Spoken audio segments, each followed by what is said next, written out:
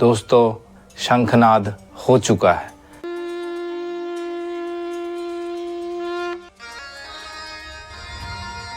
शंखनाद ने कर दिया, चुनाव आयोग ने शंखनाद कर दिया है। युद्ध की तैयारी चल रही है और अब महाभारत होने वाली है शुरू। 2024 Lok Sabha election.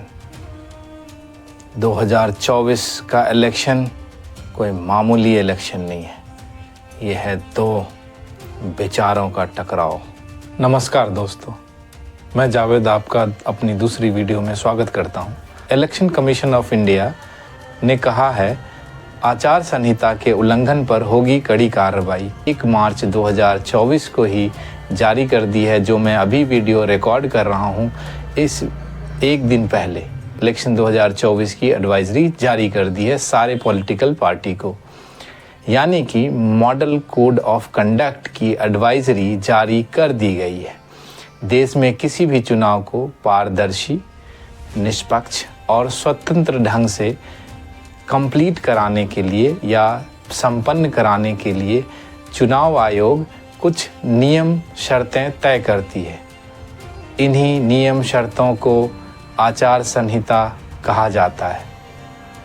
Election commission of India का एक रूल बुक जैसा है ये एडवाइजरी, जिसमें मॉडल कोड ऑफ कंडक्ट यानी कि आचार संहिता के नियम कानून के निर्देश होते हैं। किसी भी पॉलिटिकल पार्टी को अपना चुनाव प्रचार कैसे करना है और किन नियमों और शर्तों के बीच रहकर करना है, इसी को आचार संहिता की एडवाइजरी या दिशा निर्देश कहते हैं। इलेक्शन कमीशन ऑफ इंडिया चुनाव आयोग की ओर से जारी एडवाइजरी में कहा गया है कि जिन स्टार प्रचारकों या उम्मीदवारों को आचार संहिता का उल्लंघन करने पर पहले भी नोटिस जारी किए गए हैं, उन्हें आचार संहिता के बार बार उल्लंघन के लिए सख्त कार्रवाई का सामना करना पड़ेगा। अब हमें दोस्तों यही देखना है कि सख्त कार्रवाई किस पे होगी, क्योंकि election commission of India advisory जारी करती है, लेकिन कार्रवाई किस पर होता है ये सेलेक्टिव मामला हो जाता है बाद में जा कर के।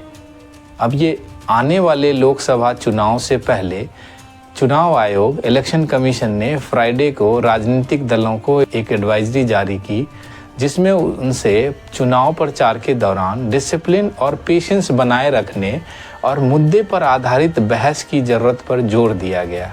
एडवाइजरी में ये कहा कि सोशल मीडिया पर प्रतिद्वंदियों को, मतलब कॉम्पिटिटर को, अपने इलेक्शन लड़ने वाले कॉम्पिटिटर को बदनाम या अपमानित करने वाले या दूसरों की गरिमा को गिराने वाले पोस्ट साझा नहीं किए जाने चाहिए।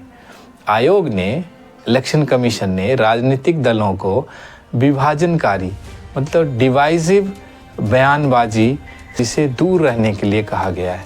नहीं, पहले क्या बोला? चलो जाके इलाज कराओ। एडवाइजरी में स्टार प्रचारकों को उम्मीदवारों पर विशेष जोर देते हुए उन्हें आदर्श आचार संहिता, मतलब मॉडल कोड ऑफ कंडक्ट के डायरेक्ट और इनडायरेक्ट दोनों उल्लंघनों के प्रति आगाह किया गया है।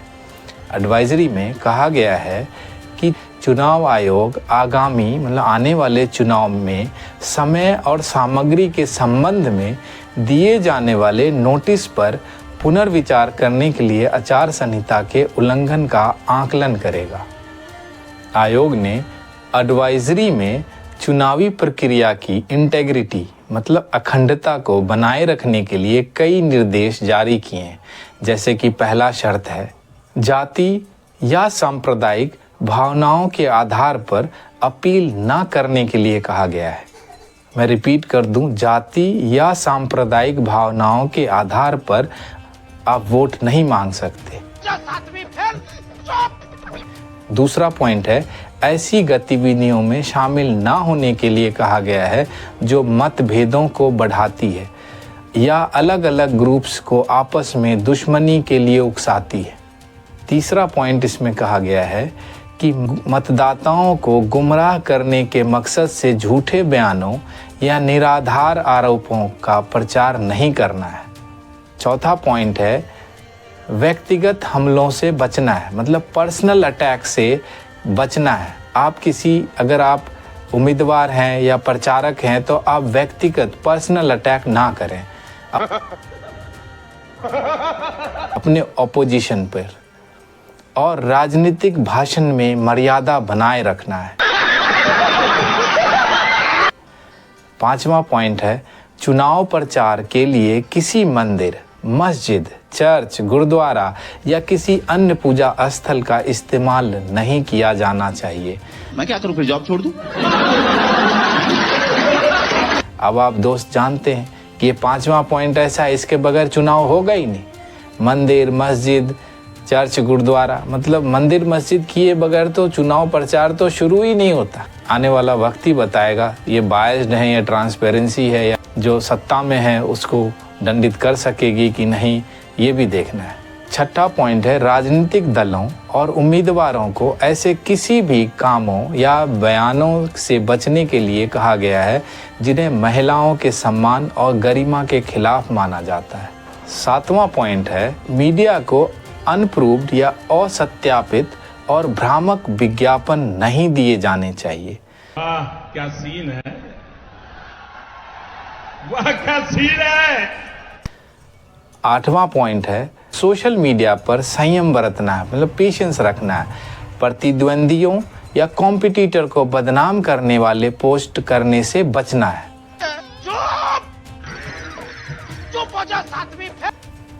आयोग ने सभी पॉलिटिकल पार्टीज और उनके नेताओं और चुनाव लड़ने वाले उम्मीदवारों को आदर्श आचार संहिता, मतलब मॉडल कोड ऑफ कंडक्ट और कानूनी ढांचे के दायरे में रहने का आग्रह किया है। दोस्तों, यही आचार संहिता की एडवाइजरी चुनाव की तारीख का अनाउंस होते ही आचार संहिता यानी कि मॉडल कोड ऑफ कंडक्ट लागू हो जाएगी। फिर सारी पॉलिटिकल पार्टीज इन्हीं नियम के अनुसार अपना चुनाव प्रसार कर सकेंगे। तो हमें ये देखना है कि बिना मंदिर, मस्जिद, जाति और संप्रदाय को यूज़ किए बगैर इलेक्शन प्रचार कैसे होता है। ऐसे लगता है जैसे इलेक्शन कमीशन ऑफ इंडिया ने तो इतनी अच्छी सी एडवाइजरी जारी करी है और जो नहीं फॉलो करेंगे उनको पनिश किया जाएगा। इतना बढ़िया एडवाइजरी जारी करा है।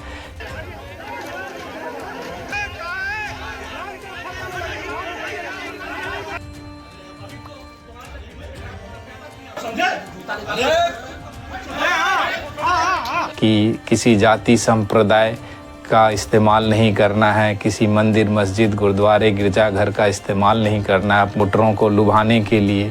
तो देखते हैं कि ये आचार संहिता एडवाइजरी सिर्फ अपोजिशन पे लागू होगी या सत्ता में रहने वाली पार्टी पर भी अप्लाई होगा, कि सत्ता में रहने वाली पार्टी के नेताओं को फ्री छूट है कि भाई वो कुछ भी बोलें, अपने भाषण में कुछ भी बोलें, उनको छूट है, और जो अपोजिशन में कमज़ोर हैं, जिनके पास ना सत्ता है ना शक्ति है, उनके भाषण में अगर कुछ ऐसी कोड ऑफ कंडक्ट के अगेंस्ट कुछ बोल देंगे, कंप्लेन हो गई तो उन पे चार्ज कर दिया जाएगा।